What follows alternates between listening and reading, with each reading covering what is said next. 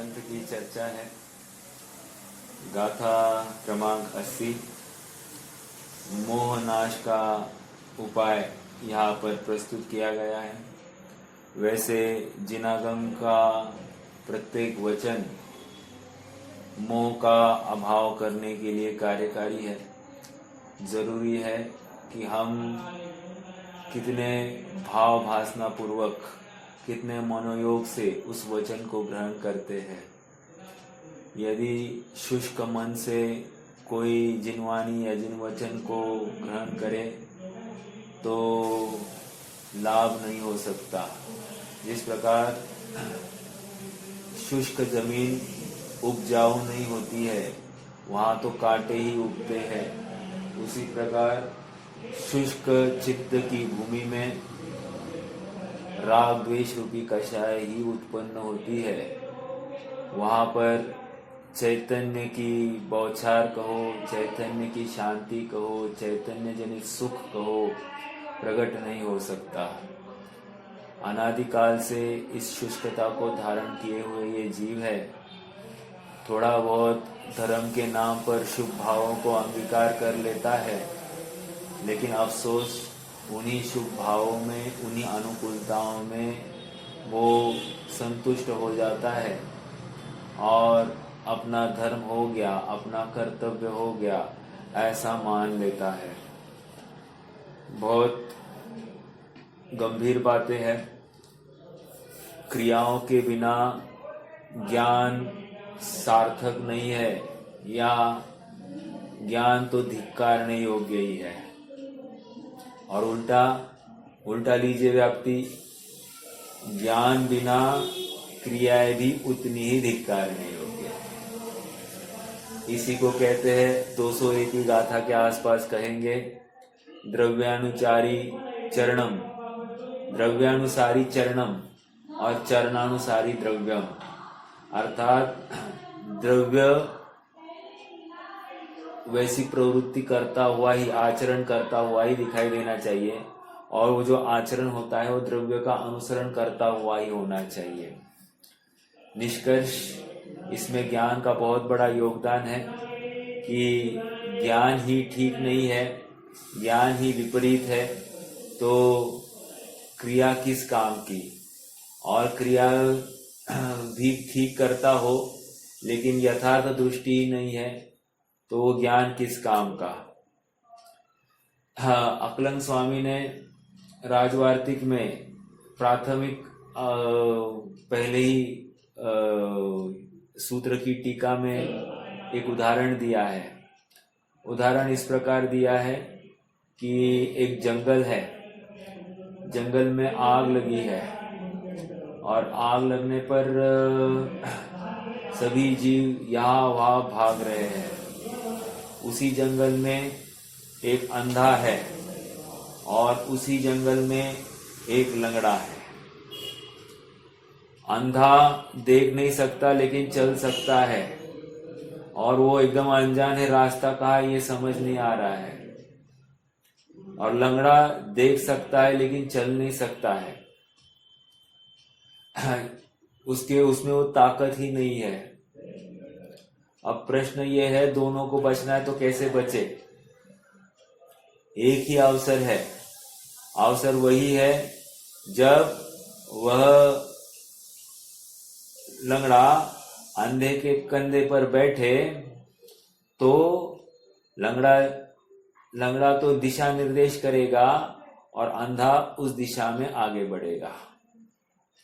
अर्थात लंगड़ा मतलब ज्ञान दृष्टि वाला और अंधा मतलब प्रॉपर चरणान योग का आचरण करने वाला। तो क्रिया ज्ञान का अनुसरण करते हुए हो तो वो कार्यकारी है, उस जंगल के बाहर निकालने के लिए उसको समर्थ है। उसी प्रकार क्रिया इस जीव को बाहर निकालने के लिए कब कार्यकारी है, जब उसकी दृष्टि यथार्थ हो। दृष्टि ठीक नहीं है, मात्र शुष्क क्रिया से कोई उपलब्धि नहीं है। दिन भर अपना शुभ भावों में समय भी गया तो कोई उपलब्धि नहीं है। क्यों नहीं है? क्योंकि पर्याय स्वभाव को ही समझा नहीं है। वर्तमान जो पर्याय अंश है, जो स्वभाव दृष्टि है, उसको ही किया नहीं है तो कैसे लाभ होगा? मेरा एक प्रश्न है आप सबसे, पानी को गर्म किया गया है, पानी गर्म है, प्रश्न ये है कि पानी में शीतलपना है कि नहीं है? मतलब मैं पर्याय की बात कर रहा हूं, पर्याय की, द्रव्य की बात नहीं कर रहा हूं। पर्याय में शीतलपना है कि नहीं है? मैं कह रहा हूं कि पानी गर्म है, लेकिन पर्याय में शीतलपना है कि नहीं, ये प्रश्न मेरा है।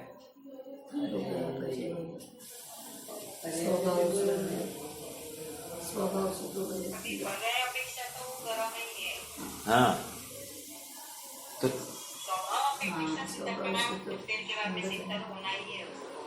ये तो एकदम स्थूल, यह तो स्थूल उत्तर हो गया। अभी अपन इस वर्तमान प्रकरण के साथ में आपको जोड़कर बात करनी है। देखो ये क्यों प्रश्न पूछा है मैं आपको बताऊं। प्रश्न ऐसा है, द्रव्य कभी पर्याय में आता नहीं है, समय सार की बात। द्रव्य स्वभाव कभी पर्याय में आता नहीं है, और पर्याय में वो सामर्थ्य हो नहीं तो वो व्यक्त होगा नहीं। समझ में आ रहा है क्या? इन शॉर्ट,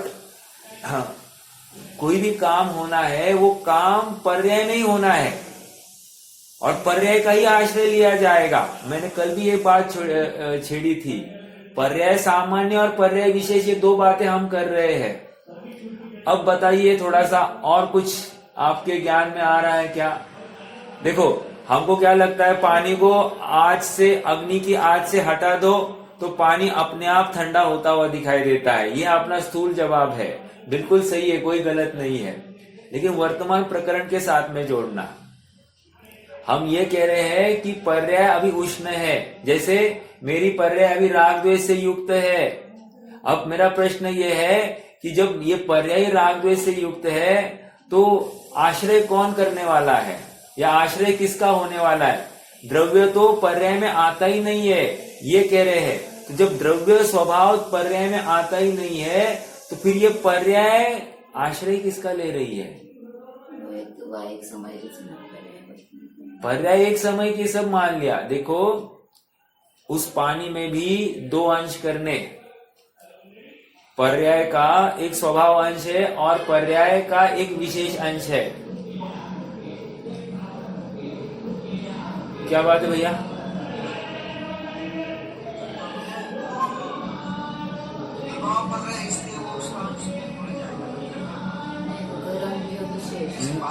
नहीं, वैसा नहीं बताना है भैया, वो द्रव्य में है ही ना। लॉजिकली प्रवचन सार की अपेक्षा अगर लगाए, वो द्रव्य में ही है वो पर्याय। बट अपन अभी इस वर्तमान प्रकरण के अनुसार ये देख रहे हैं कि पर्याय के दो अंश कीजिए, एक पर्याय सामान्य और एक पर्याय विशेष। पर्याय सामान्य क्यों करना है? क्योंकि मुझमें और अनंतों में अंतर नहीं है, ये हमको दिखाना है। जब तक ये अंतर ही नहीं देखेंगे तो फिर पर्याय विशेष किसका आश्रय लेगी? समझ में आ रहा है क्या? तो वर्तमान पर्याय के दो अंश करना, पर्याय सामान्य पर्याय विशेष। वैसे ही वो उष्ण पानी जो अवस्था है उसके आप पर्याय के दो अंश करना, एक पर्याय सामान्य एक पर्याय विशेष। पर्याय सामान्य वह है जो उष्ण हुई ही नहीं है, पर्याय सामान्य वो है जो उष्ण हुई ही नहीं है, और पर्याय विशेष वो है जो उष्णता को प्राप्त हो गई है। अब जो आग बुझने वाली है या कुछ भी बुझने वाला है, वो किसके बल पर बुझने वाला है? कह रहे पर्याय सामान्य के बल पर होने वाला है। समझ में आ रहा है क्या? पर्याय सामान्य नहीं हो तो काम हो ही नहीं सकता। क्यों? पर्याय सामान्य वो द्रव्य का अंश ही है, वो सचमुच द्रव्य का अंश है वो पर्याय सामान्य, उसमें द्रव्य ही व्याप्त हो गया है, इसलिए पर्याय सामान्य जरूरी है। तो अब मैं ये कह रहा हूं कि पानी की उष्ण अवस्था वो पर्याय विशेष है और पर्याय सामान्य वो शीतलपना ही है। यदि ये हम नहीं मानेंगे तो फिर पानी ठंडा ही नहीं हो सकता। हाँ बोलिए। जो बोल रहे हैं ना वो उष्ण है तो भी उष्ण नहीं है, वो मेरे गरम है तो भी उष्ण नहीं है, उसमें ऐसा होता है ना। नहीं, पर्याय सामान्य में उष्णता है ही नहीं, पर्याय विशेष में उष्णता है। समझ में आ रहा है क्या?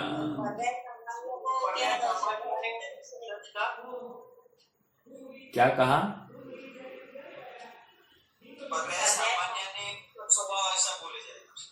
हाँ, मतलब वो ध्रुव का अनुसरण करता हुआ, बिल्कुल। क्योंकि अरहंत की भी वही अवस्था है। अरहंत किसका अवलंबन ले रहे हैं? देखो, अरहंत में पर्याय सामान्य पर्याय विशेष है क्या? पहले मुझे ये बताइए आप। वही पूछना है। एक मिनट, हाँ चलो, आपका प्रश्न है, ये प्रश्न रोहित भैया का ये है कि अरहंतों में पर्याय सामान्य और पर्याय विशेष अपन क्या लगा रहे हैं?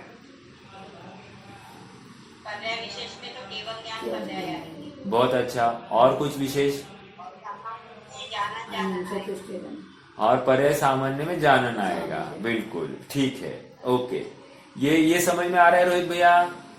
पर्याय सामान्य में जानन, ठीक है, अर्थात चिर विवर्तन की गांठ, ओके। और पर्याय विशेष में क्या है? पर्याय विशेष में केवल ज्ञान है, पहला। दूसरी बात, पर्याय सामान्य में और क्या ले सकते हैं? एक समय की, यह भी हमारी भी पर्याय एक समय की बराबर है, ठीक है, उसमें कोई विरोध नहीं है। बाकी सब बातें आ जाएगी, लेकिन मूल बात तो हमारा वर्तमान में राग द्वेष है, पर्याय विशेष, उनके क्या है? सुख है, ये लगा सकते पर्याय विशेष में, राइट? तो इतना फर्क है। अब कहने की बात यह है कि वो पर्याय विशेष ने पर्याय सामान्य का अवलंबन लिया है, तभी तो जाकर उनको केवल ज्ञान हुआ है। सचमुच द्रव्य का अवलंबन नहीं है, द्रव्य दिखाई नहीं दे रहा है। महत्व की बात, द्रव्य दिखाई ही नहीं दे रहा है, जो कुछ दिखाई दे रही पर्याय दिखाई दे रही है, और पर्याय ही व्यक्त होती है, ना गुण व्यक्त है, ना द्रव्य व्यक्त है, एकमात्र पर्याय व्यक्त है। तो सारा काम पर्याय में होना है। पर्याय प्रकाशित कर रही है द्रव्य को, द्रव्य दिखाई नहीं दे रहा है, लेकिन उसको प्रकाशित कर रही है। आप यूं कहो,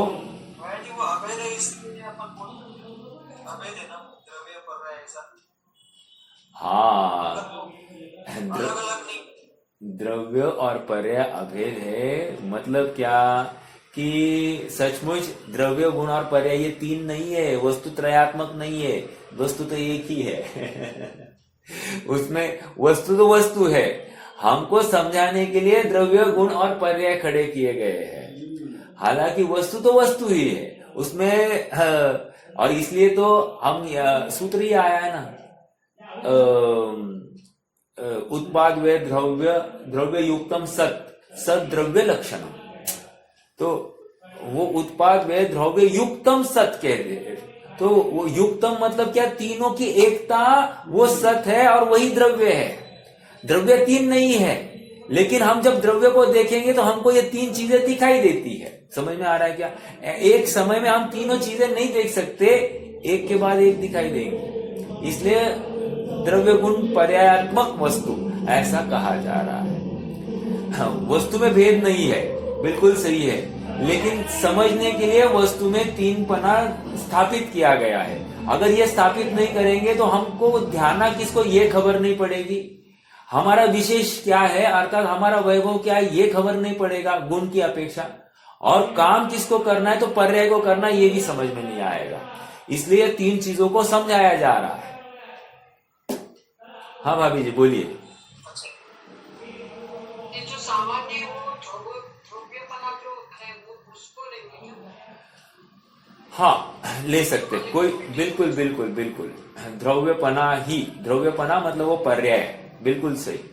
और वही दृष्टि का विषय है, लॉजिकली देखा जाए तो वही दृष्टि का विषय है। ध्रुव सामान्य इज नथिंग बट पर्याय सामान्य। हाँ, ध्रुव सामान्य मतलब वो ध्रुव सामान्य का अंश ये पर्याय सामान्य में अभिव्यक्त है। पूरा ध्रुव नहीं आया है, त्रिकाल ध्रुव नहीं आया है, लेकिन ध्रुव सामान्य का जो अंश है उसी को तो हम पर्याय सामान्य कह रहे हैं। देखो सातवीं गाथा आपको याद होगी, सातवीं गाथा में समयसार सातवीं गाथा, वहां पर उन्होंने कहा कि जब वर्तमान पर्याय ही अनुभवन कर रही है और वर्तमान पर्याय द्रव्य से बाहर है, तो फिर वो द्रव्य दुकाली हो गया, त्रिकाली नहीं रहा। समझ में आया क्या? फिर से ये वर्तमान पर्याय द्रव्य के बाहर निकली, ये द्रव्य है, वर्तमान पर्याय द्रव्य के बाहर निकली है और ये पर्याय द्रव्य के ऊपर दृष्टि कर रही है। ऐसा सातवीं गाथा में आया था, आप थोड़ा सा वहां पर रेफर कर लेना।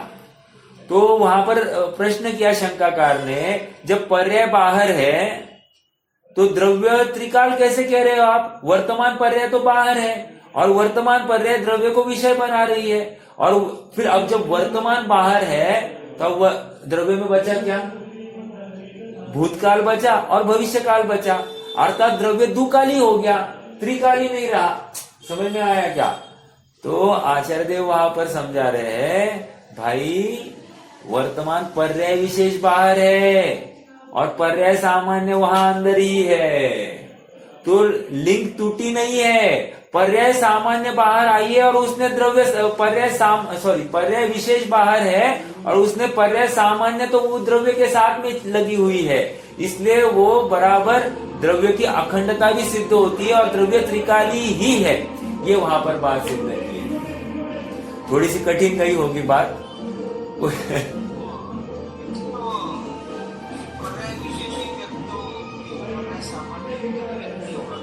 है न व्यक्त, ना पर्याय सामान्य। देखो पर्याय उसी को कह रहे जो व्यक्त होती है, याद रखना इस बात को। पर्याय उसी को कहते हैं जो व्यक्त होती है, एक बात। और देखो और एक बात, अब ये जो भेद अपन कर रहे हैं ये कैसे, मतलब ये इमेजिनेशन के परे लग रहा है कि नहीं? ये पर्याय सामान्य होगी, ये पर्याय विशेष है, ये पर्याय विशेष को ये काम करना है।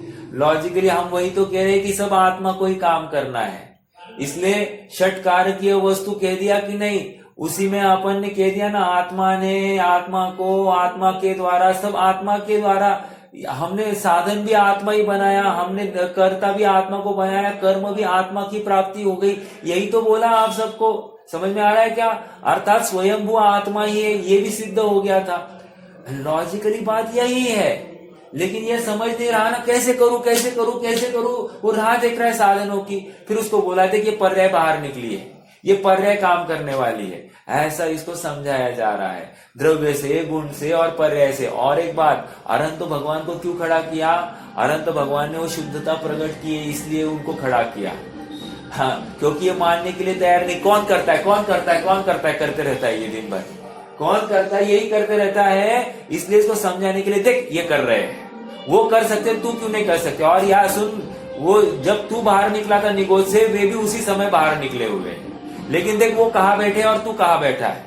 अब ये इसको नक्की हो गया, हाँ मैंने कुछ तो गलती की और उसने कुछ तो अलग किया, इसलिए वो वहां गया है। समझ में आ रहा है क्या? तो लॉजिकली वो भेद नहीं है, एक बात ये है, और लॉजिकली भेद है, ये भी है।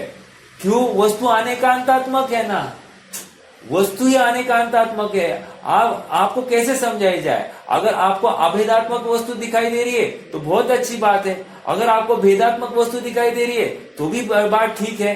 अगर भेदात्मक दिखाई दे रही है तो आप आत्मा में नहीं हो, और आपको यदि अभेदात्मक वस्तु दिखाई दे रही है तो आप आत्मा में ही हो। समझ में आ रहा है क्या? क्यों?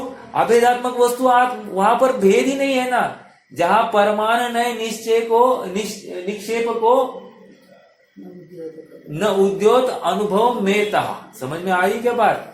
वहां परमान नए निक्षेप, उनका कोई उद्योत या भेद दिखाई नहीं देता है, बस आत्मा का धारण करना ही होता है।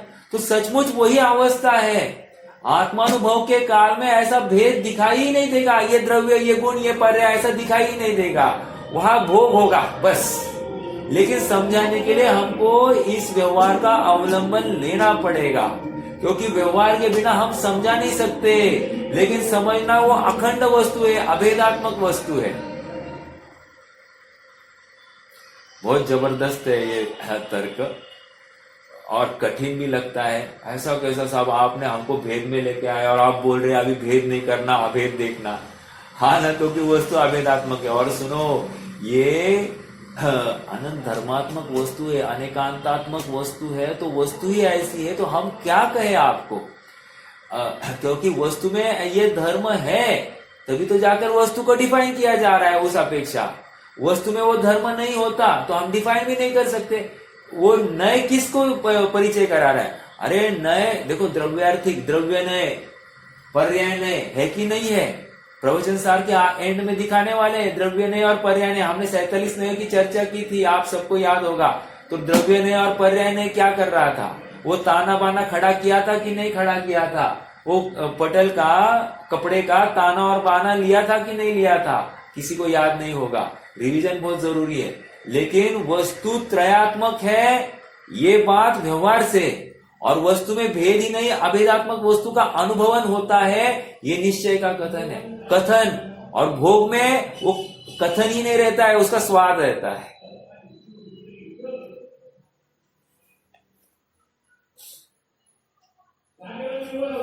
देखो, हाँ बोलिए बोलिए। विशेष है तब भी सामान्य भी उसी में है ना? बिल्कुल है, बिल्कुल है। देखो, अब आप पूछोगे कि पर्याय सामान्य अलग प्रदेश में है और पर्याय विशेष अलग प्रदेश में, ऐसा भी नहीं है।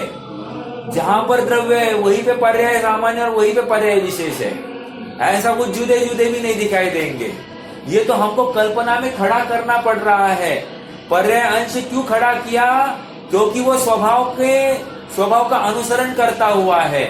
द्रव्य स्वभाव त्रिकाल ऐसा ही है, ऐसा ही रहने वाला है। और पर्याय विशेष क्यों खड़ा किया? क्योंकि पर्याय विशेष में काम होने वाला है, इसलिए खड़ा किया है। सचमुच ये कुछ भी नहीं है। कहो तो अनुभव के काल में सबका विलय पाया जाता है। ऐसा आपको पर्याय सामान्य एक जगह पर, पर्याय विशेष एक जगह पर, ऐसा नहीं। जिस प्रदेश में पर्याय सामान्य है उसी प्रदेश पर पर्याय विशेष है, उसी जगह पर अनंत गुण है और उसी जगह पर द्रव्य भी बैठा है। कठिन जा रही है ना बात कल्पना करने के लिए। देखो, ज्यादा टेक्निकल एनालिसिस करते जाएंगे, ऐसे चिंतन में जाएंगे तो कंफ्यूजन बढ़ता जाता है। एक बात मेरा प्रश्न है, वो शेर का जो जीव था उसको ऐसा पर्याय सामान्य पर्याय विशेष दिखा था क्या? जो हाथी का जीव था उसको पर्याय सामान्य पर्याय विशेष दिखा था क्या? नहीं दिखा था। उसने बस, हाँ, विकल्प हुआ। अरे उसको तो आत्मा बस, ये मैं आत्मा बस, और उसमें लीन हो गया। पर्याय सामान्य को काम करना है, पर्याय विशेष को काम करना है, ये भेद ही उसने देखा नहीं है। ये तो हम और आपको समझाने के लिए किया जा रहा है, क्योंकि हमको पर्याय दिखाने के बाद में भी हमको पर्याय में क्या काम दिखाई, कर्तव्य दिखाई देता है। खाना पीना, ओढ़ना फिरना, घूमना और पैसे कमाना, बच्चों का देखना, यही हमको कर्तव्य दिखाई देता है। यहाँ पर दिखा रहे कर्तव्य स्वभाव की प्राप्ति है, तो स्वभाव कैसा है तो दिखाया जा रहा है। समझ में आ रहा है क्या? और वो विकल्प है तो विकल्प को ध्यान ही नहीं है। विकल्प का अभाव होते ही स्वभाव की प्राप्ति है, लेकिन ये जीव उस विकल्प से हटने के लिए तैयार नहीं है।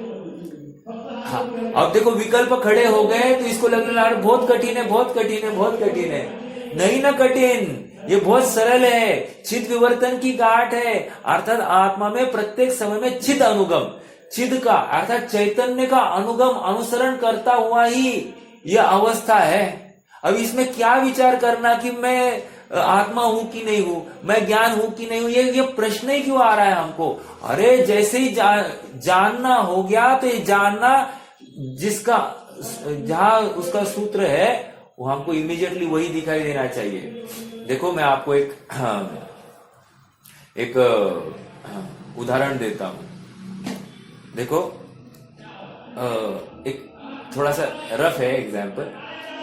जब भी अभी ऑफिस में कुछ काम करना है ना, तो ऑफिस में यदि मुझे मेरे बॉस से कुछ काम करना है ना, तो डायरेक्टली मैं बॉस को नहीं बोलता हूँ, बॉस के चेले को बोलता हूँ। तो बॉस का चेला क्या करेगा, बराबर बॉस को जाके बोल देगा। समझ में आ रहा है क्या?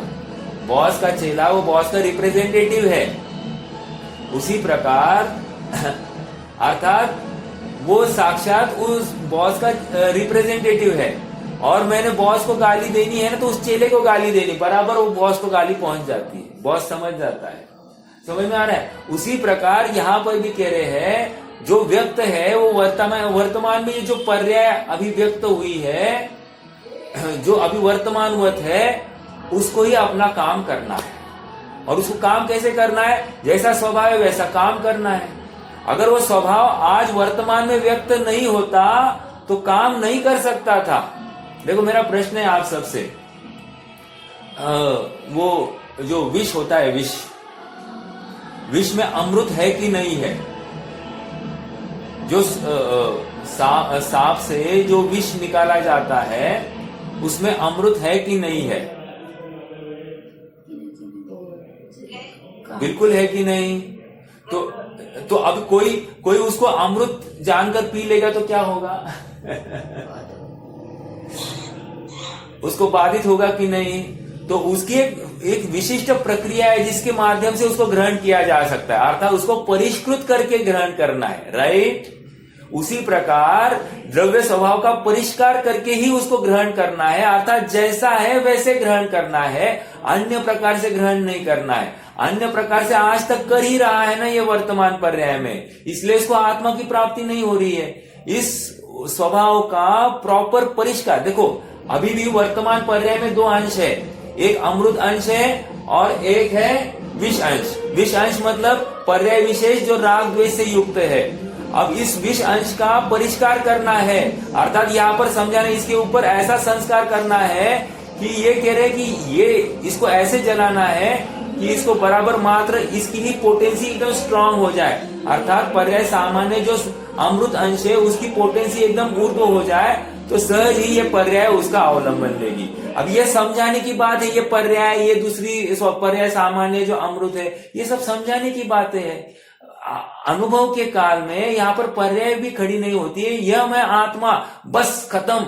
और आत्मा कैसा है, इसमें ज्ञान गुण है कि नहीं, दर्शन गुण है कि नहीं, श्रद्धा गुण है कि नहीं, नवीन पर्याय आ रही कि नहीं, दूसरी पर्याय वो पिछली पर्याय बहुत अच्छी थी, ये अगली पर्याय बहुत अच्छी होगी कि नहीं मालूम नहीं, फिर से मिथ्यात्व का उदय आया, तो ये विकल्प ही नहीं है, बस उसका भोग हो रहा है।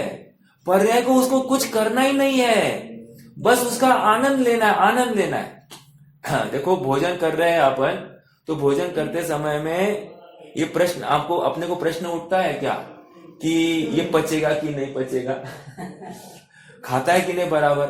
हमको प्रश्न होता है क्या, इससे ताकत आएगी कि नहीं आएगी? पूरा विश्वास है कि नहीं वो ताकत आने वाली है? समझ में आ रहा है क्या? जब यहाँ पर इतना विश्वास रखता है कि ताकत आने वाली है, तो जो ताकतवर ऐसा अपना आत्मा है, या आनंद की खान ऐसा अपना आत्मा है, जहां से निरंतर सुख उत्पन्न हो रहा है, जहां से निरंतर ज्ञान उत्पन्न हो रहा है, उसका हमको प्रश्न पड़ रहा है, अरे अगले समय में ज्ञान आएगा कि नहीं तो ये केवल ज्ञान आएगा कि नहीं? अरे ये प्रश्न है क्या? अरे आत्मा का आश्रय ले लो, समर्पित कर दो अपने आत्मा को, काम हो जाएगा, है कि नहीं? बहुत विचारणीय बिंदु है। हम अभी भी प्रश्न शंका में पड़े आ रहे हैं, लेकिन ये पर्याय सामान्य, ये पर्याय विशेष, ये पर्याय विशेष को कैसे काम करना है ये समझ में नहीं आ रहा। अरे नहीं कुछ विचार करना, ये तो समझाने के लिए, क्यों यहाँ पर दिखा रहे हैं कि पर्याय सामान्य मतलब वो द्रव्य ही है वहां पर। जैसे समुद्र में से वो लहर बाहर निकली है, तो लहर वो समुद्र है या असमुद्र है? देखा जाए तो वो समुद्र है, देखा जाए तो वो असमुद्र है। उसी प्रकार यहाँ पर बता रहे हैं कि वो जो पर्याय बाहर निकली है वो द्रव्य है या अद्रव्य है? कहेंगे वो किसी अपेक्षा से वो द्रव्य ही है, किसी अपेक्षा से वो द्रव्य है। समझ में आ रहा है क्या? ये सब समझाने की भाषाएं हैं, और इसी को तो स्याद्वाद कह रहे हैं, इसी को तो जैन शासन कहते हैं। जब हम जैन शासन को इसी रूप में स्वीकार करेंगे तो ही वस्तु ग्रहण होगी, नहीं तो वस्तु मिलेंगी नहीं। फिर बोलेंगे बहुत कठिन है, बहुत कठिन है, आप एक बात बोलो, एक बात बोलो, नहीं ना हो सकता। देखो आपको बताओ, सम्यक दर्शन के लक्षण बताए गए। सम्यक दर्शन के लक्षण क्या क्या है?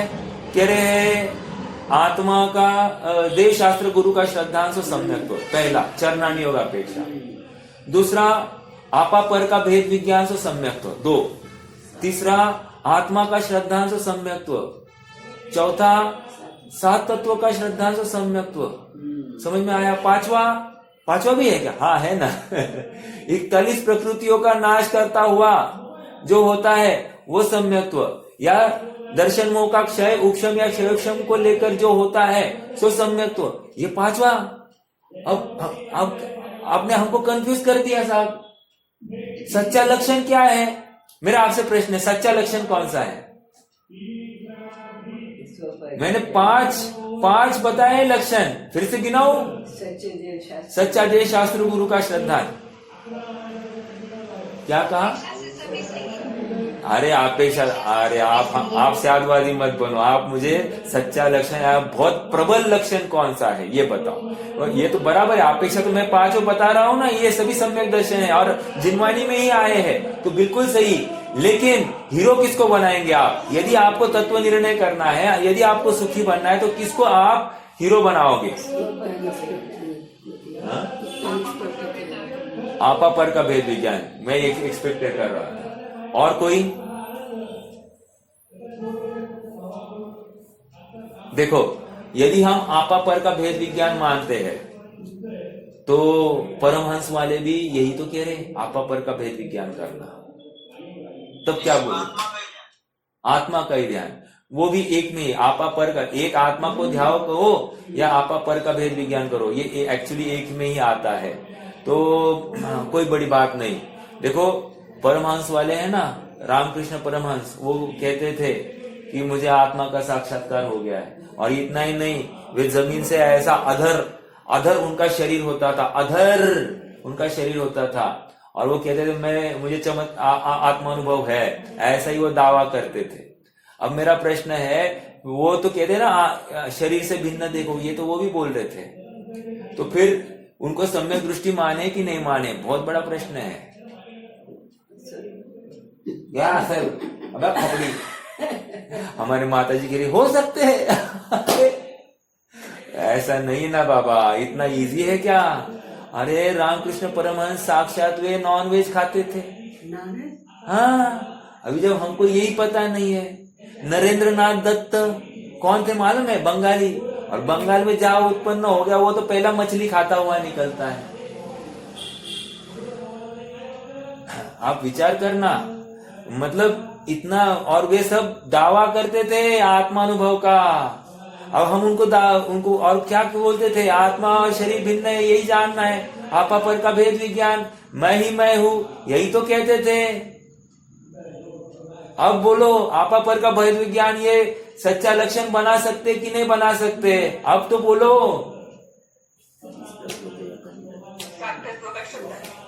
Very good.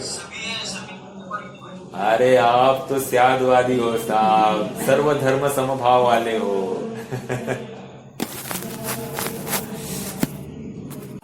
देखो, 7 तत्वों का श्रद्धांशु सम्यक्त्व, इसको हीरो बनाया जा रहा है। हालांकि वो भी 100% वैसा देखा जाए तो सही नहीं है, लेकिन समझाने के लिए 7 तत्वों का श्रद्धांशु सम्यक्त्व यही बताया गया। क्यों? क्योंकि उसमें कोई छलावा नहीं हो सकता। अभी कोई दावा करे मैं सम्यक दृष्टि हूं, तो हम किसको चैलेंज कर सकते हैं? समझ में आ रहा है क्या? कोई अपने सम्यक्त्व का दावा करे तो हमको कहाँ ताकत है कि उसके सम्यक्त्व टटोलना कि नहीं टटोलना? समझ में आ रहा है क्या? हाँ, तो ये हम दावा ही नहीं कर सकते कि ये सम्यक दृष्टि है या मिथ्या दृष्टि, नहीं कर सकते ना। तो इसलिए जो 7 तत्वों का श्रद्धानी है सो सम्यक दृष्टि, ये सबसे जबरदस्त और प्रबल उपाय है। और इसलिए आप देखोगे कि सम्यक दर्शन का लक्षण तत्वार्थ सूत्रकार ने क्या किया है? जीवाश्रव बंध संवर निर्जरा मोक्षास्तत्वम। वो सम्यक दर्शन नहीं है। किया ना। 7 तत्वों का श्रद्धांश सम्यक तो कहा है।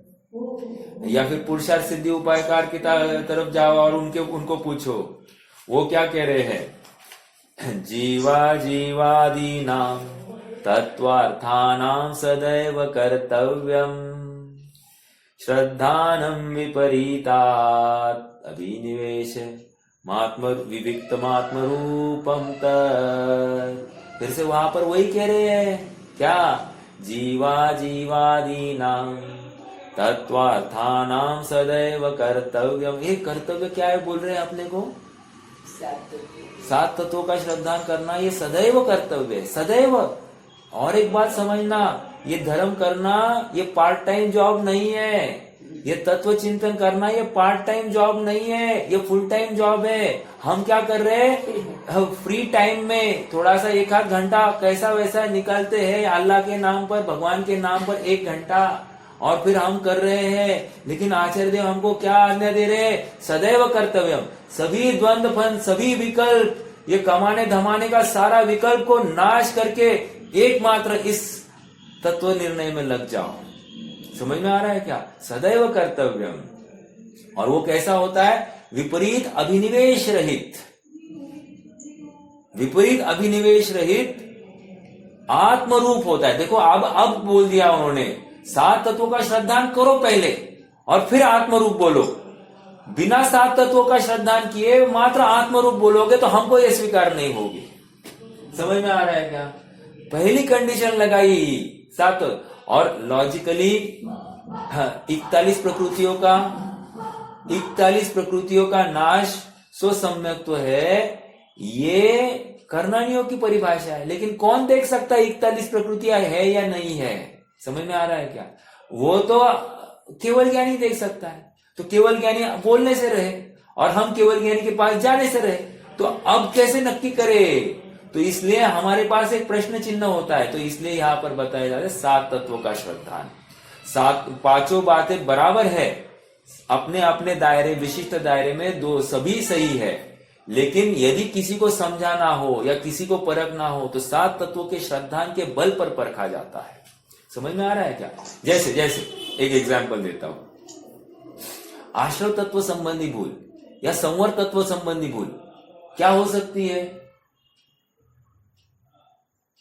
व्रत, उपवास आदि, देवदर्शन आदि को संवर मान दिया जाता है।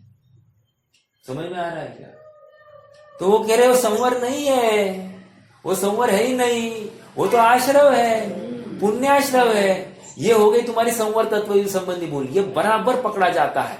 मतलब इसकी भूल सही में पकड़ी जाती है। इसलिए 7 तत्वों का श्रद्धांश सम्यक तो ये बहुत प्रबल आधार है इसका सम्यक्त्व का निर्णय करने के लिए। आप 7 तत्व कहो या स्व पर और सौपाधिक और औपाधिक, है ना, सौपाधिक और औपाधिक। जो उपाधि है वो पर है और स्व उपाधि है अथवा स्व आश्रित है वो सौपाधिक। स्व पर ये जीव तत्व, अजीव तत्व। और सौपाधिक और उपाधिक मतलब क्या, सौपाधिक में क्या लेंगे, सौपाधिक में हम लेंगे संवर, निर्जरा, मोक्ष। और औपाधिक मतलब क्या, आश्रव बंध। हो गए कि नहीं 7 तत्व, सभी इसी में गर्भित हो रहे हैं। चलिए कोई बात नहीं, ये इतनी सब बातें क्यों हो रही है। आत्मानुभव के काल में कोई विकल्प नहीं है। परमान नय निक्षेप को न उद्योत अनुभव में तहा। नए पक्षातिक्रांत क्या है, नए पक्षातिक्रांत, अरे अब नयों का विकल्प छूटने वाला है। आत्मा चिद विवर्तन की घाट है, आत्मा में ज्ञान है, दर्शन है, सुख है, ये सब व्यवहार से है आत्मा। अरे अरे अरे अरे छोड़ दो, अब यह समझ में आया ना, जानन हो रहा है, जहां से ज्ञान आ रहा है वही मैं हूं, खत्म। जो इस चैतन्य, इस चिद विवर्तन का रचनाकार है वही तो आत्मा है।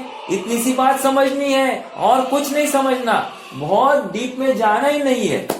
देखो हमारे यहाँ पर थोड़ा सा कोई शो चल रहा है कोई बकरी का आवाज निकाल रहा है, कोई कुत्ते का आवाज निकाल रहा है। देखो जीव इसी में सुख मान बैठा है। कोई घोड़े का, कोई गधे का। अभी ऐसे समय में आयु बंद हो जाए तो कहा जाएगा, है कि नहीं? और जीव इसमें आनंद मान बैठा है। इसी को तो विपरीतता मान बैठे हैं कि अरे इतना भी नहीं भोगना, अरे इतना भी नहीं भोगना क्या, अरे इतने में तुम्हारी आयु बंद हो गई तो क्या होगा, ये मनुष्य भाव चला गया तो क्या होगा। सच्चे तत्व ज्ञान से तो विमुख रहोगे ना। अपना काम कब करोगे? जब इसके लिए समय निकाल रहे हो तो आत्मा के लिए। और जिसको सुख चाहिए वो सुख ही अंदर बैठा है। जिसको जहां से ज्ञान होने की कल्पना कर रहा है वो ज्ञानवान अंदर बैठा है, अर्थात रचनाकार अंदर है, सूत्रधार अंदर है, और ये देख रहा है बाहर। समझ में आ रहा है क्या? बाहर के सूत्रों को देख रहा है और वहां से ज्ञान दे रहा है, वहां से आनंद ले रहा है। अरे रे रे रे रे, इसकी बुद्धि भी कितनी भ्रष्ट हो गई है। और यही तो समझा रहे हैं भाई, तू ज्ञान का पिंड है, तू चित्त विवर्तन की गांठ है, इतना नक्की कर, तेरा काम हो जाएगा। अर्थात वो चित्त विवर्तन कहां से आया? देखो कल भी उदाहरण दिया था, आज फिर से देता हूं। चलो आज नवीन उदाहरण। मैंने समुद्र की लहर है, राइट? तो कहां से आई है साहब? कोई प्रश्न है क्या साहब? ये कहां से आई है? समुद्र से आई है। तो ये चित्त विवर्तन की लहर है, वो कहां से आई है? चित्त विवर्तन के समुद्र में से आई है। समुद्र मतलब आत्मा। अरे ये सीधी सी बात है। अब ये चित्त विवर्तन का ज्ञान हुआ कि नहीं हुआ? हाँ हो गया ना साहब। तो फिर जाओ पकड़ो ना आत्मा को। नहीं ना साहब, लेकिन वो दिखाई नहीं दे रहा ना। अरे क्यों देख रहे हो? वो जिसने जाना है वही आत्मा है, उसी को ध्याना है। तुम देखने की कोशिश करोगे तो दिखेगा नहीं, जानने की कोशिश करोगे तो तुम्हें जानने में आएगा। तुम्हें आत्मा, प्रॉब्लम क्या है इस जीव का? इसको ना जैसे ये रूपी पुद्गल दिखाई दे रहे हैं ना, उसको वैसा आत्मा देखना है। लेकिन नहीं ना, वो आत्मा ऐसा है ही नहीं ना, उसका स्वभाव वो अमूर्तिक है, कैसे दिखाई देगा?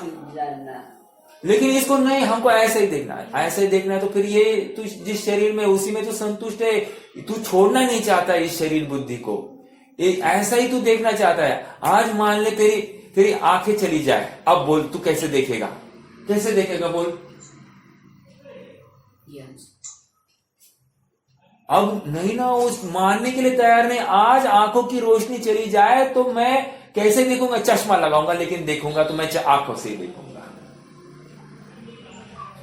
मैं ऑपरेशन करूंगा लेकिन आंखों से ही देखूंगा। अरे ये पूरा प्रयास बाहर ही कर रहा है, लेकिन मैं ज्ञानधारी हूं ऐसा स्वीकार करने के लिए तैयार नहीं है। मैं आत्मा हूं ऐसी उसकी क्या कहे, मतलब उसकी मान्यता ही नहीं हो रही है।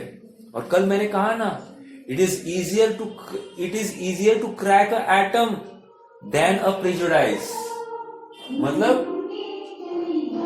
मतलब क्या? मान्यता तोड़ना बहुत कठिन है, लेकिन कह रहे परमाणु को हम तोड़ सकते हैं, मतलब परमाणु के हम भेद कर सकते हैं, लेकिन मान्यता का नहीं कर सकते हैं। मेरा प्रश्न है आप सबसे, परमाणु के भेद हो सकते हैं क्या?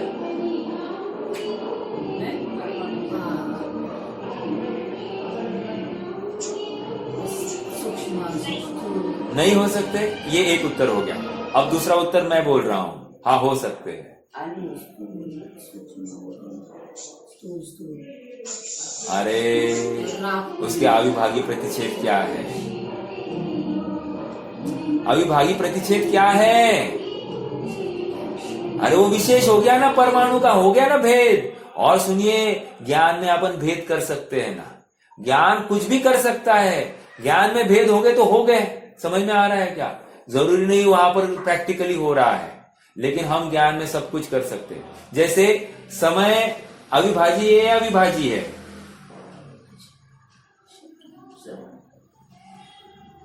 समय अविभाजी है या विभाजी है? कुछ भी बोलोगे तो पकड़े जाओगे।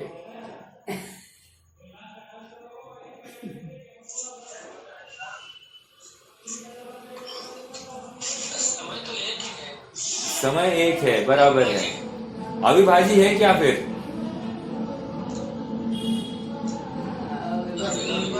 बराबर ना? ओके, अभी आपका माइक बंद कर दीजिए। देखो एक परमाणु है ना, नीचे से निकला है। कहां से? वो कलकला है ना, कलकला, सात्विक नरक पृथ्वी के नीचे, वहां से निकला और डायरेक्टली अब जाने वाला है कहा? 14 राजू ऊपर। कहां पर? सिद्ध क्षेत्र में। मेरा प्रश्न है कितने समय लगेगा उसको? एक समय लगेगा, जिनवाणी की बात है। तो अगला प्रश्न ये है, मध्यलोक तक आया तब कितना समय लगा, बता देना। मध्यलोक तक आया तब कितना समय लगा? आधा समय हुआ कि नहीं हुआ, पहले बोलिए, हाँ या ना? तो फिर समय अविभाज्य है ऐसा कैसे कह रहे हो आप? विभाजन हो गया ना? हो गया?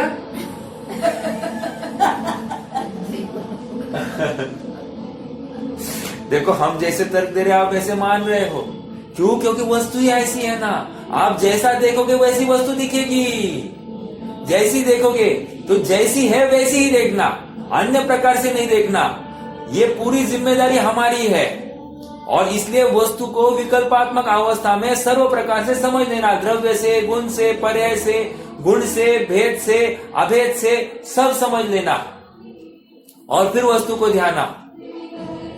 ये शरीर वाली है या शरीर वाली रहित है, शरीर सहित होने पर ही जानता है या शरीर रहित होने पर जानता है, सब नक्की कर लेना और तभी आगे बढ़ना। यही अभी तक निर्णय नहीं हुआ है कि मैं कैसे जानता हूं, वस्तु व्यवस्था कैसी, यही समझ में नहीं आ रहा है। कोई पर वस्तु, कल मैं किसी के पास बैठा था, वो बोल रहे थे कुछ करोगे तो काम होगा, बिना किए कुछ नहीं होता। अच्छा, मैंने बोला अभी आपके घुटने का दर्द जरा ठीक करके दिखाओ। है नहीं होता ना? नहीं वहां नहीं होता है, लेकिन यहाँ पर करना है, वहां पर करना होता है। नहीं, हम कह रहे यहीं पे करके दिखाओ, यहीं पे करके दिखाओ तो हम मानेंगे, क्योंकि एक जगह पर कर सकता है तो सब जगह पर कर सकता है, एक जगह पर नहीं कर सकता तो कहीं नहीं कर सकता। समझ में आ रहा है क्या? अर्थात पर वस्तु में एक भी पर वस्तु का कर सकता है ना, तो सभी पर वस्तुओं का कर सकता है, और एक का भी यदि नहीं कर सकता है तो किसी भी पर वस्तु का नहीं कर सकता। यह 100% सत्य है। तो मैं अपने बेटे का भाग्य बनाऊं, मैं अपने घर वालों को अच्छे मार्ग में ले जाऊं, मैं सबका अच्छा करूं, मैं भोजन बनाऊं, मैं पैसे कमाऊं, मैं क्या करूं, मैं इसका अच्छा करूं, मैं उसका बुरा करूं, ये लाया कहां से? तू कुछ नहीं कर सकता, कुछ नहीं कर सकता, इस शरीर का भी नहीं कर सकता है। अरे एक पर्याय भी दूसरे पर्याय से असंपृक्त कह रहे हैं, अर्थात अब भी मैं चाहूं तो सम्यक दर्शन की पर्याय लेके आओ, लेके तो दिखाओ आप हमको। यदि तू तेरे में इतनी सामर्थ्य है तो सम्यक दर्शन की पर्याय अभी प्रकट करके दिखाओ। जो है ही नहीं अभी वर्तमान उस द्रव्य में, आएगी कहां से? समझ में आ रहा है क्या? देखो और एक बार, सम्यक दर्शन की पर्याय जिस समय में आनी उसी समय में आएगी, बराबर? तो फिर हम पुरुषार्थ क्यों करें? तुमको मालूम नहीं ना कब आने वाली है। गाड़ी कब आने वाली है तुम्हें मालूम नहीं, तो तुम क्या करोगे? क्या करोगे? गाड़ी की राह देखता हुआ मैं स्टेशन पर निरंतर खड़ा रहूंगा, चौकन्ना। समझ में आ रहा है क्या? तुम्हारा तो काम यही है। तो गाड़ी जब आएगा तब गाड़ी में बैठना भूलना नहीं। हाँ, नहीं तो गाड़ी में भीड़ है, ये है, वो देखोगे तो भूल जाएंगे। समझ में आ रहा है? दूसरी गाड़ी देखते बैठोगे तो भी चढ़ नहीं पाओगे, अपनी गाड़ी के ओर ही रक्ष रहना पड़ेगा।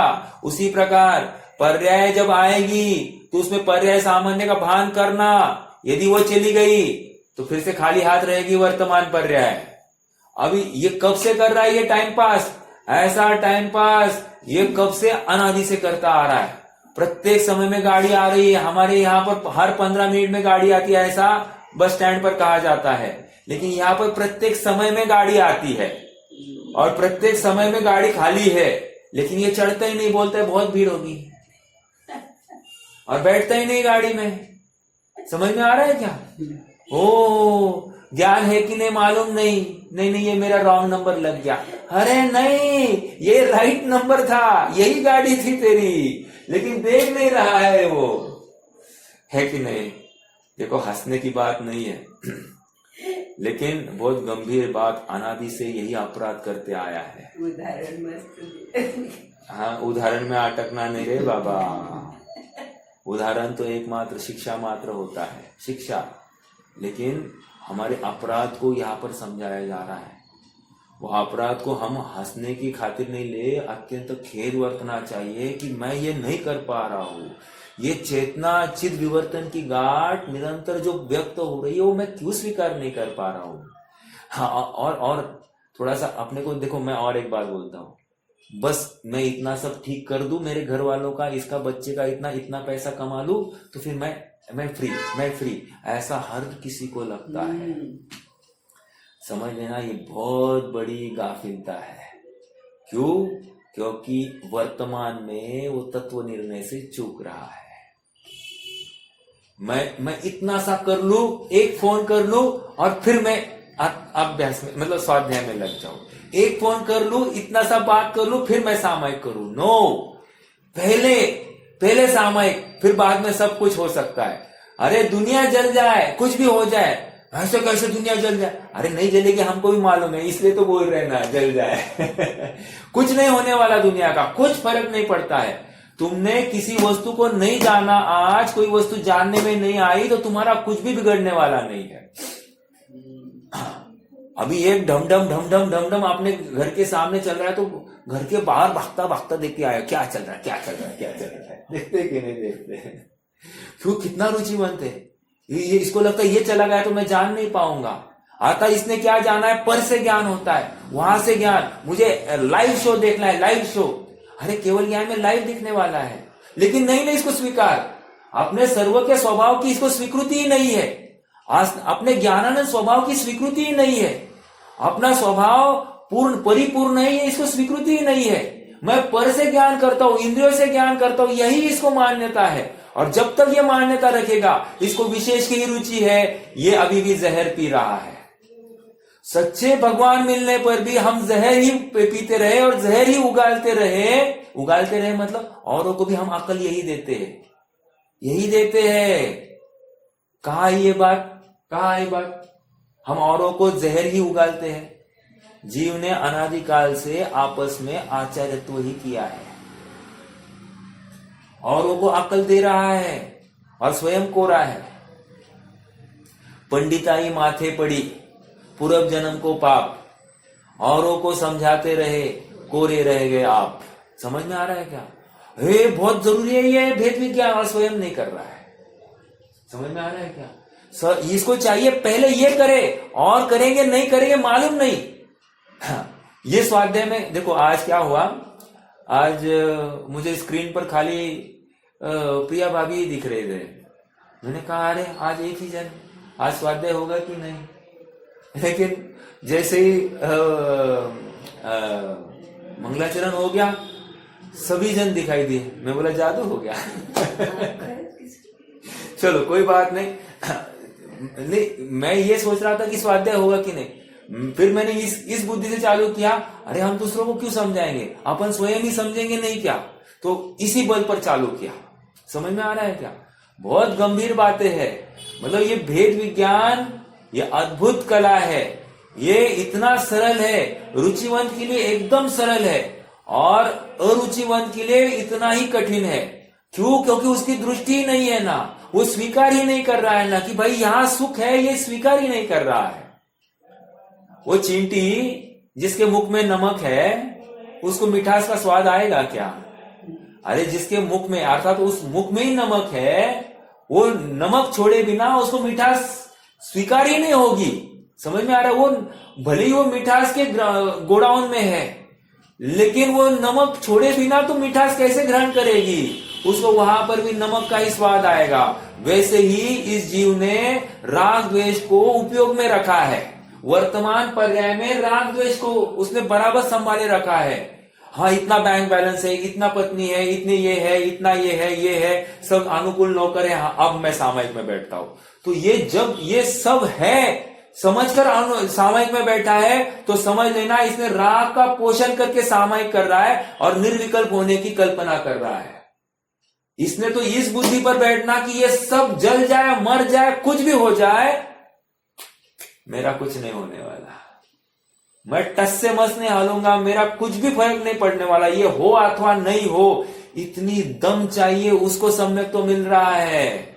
सम्यक तो उसको नहीं मिल रहा है जो सब है ना, हाँ सब है ना, ठंडी है तो कंबल ओढ़कर सामयिक करे, ऐसा नहीं है। गर्मी है तो कपड़े उतार कर सामयिक करे, ऐसा नहीं है। ये तो सब अनुकूलता या प्रतिकूलता का विकल्प छोड़कर स्वभाव की शांति में या स्वभाव का सुख का वेदन भोग करने वाले को मिलने वाला ऐसा तत्पर और ऐसा रुचिवंत जीव चाहिए।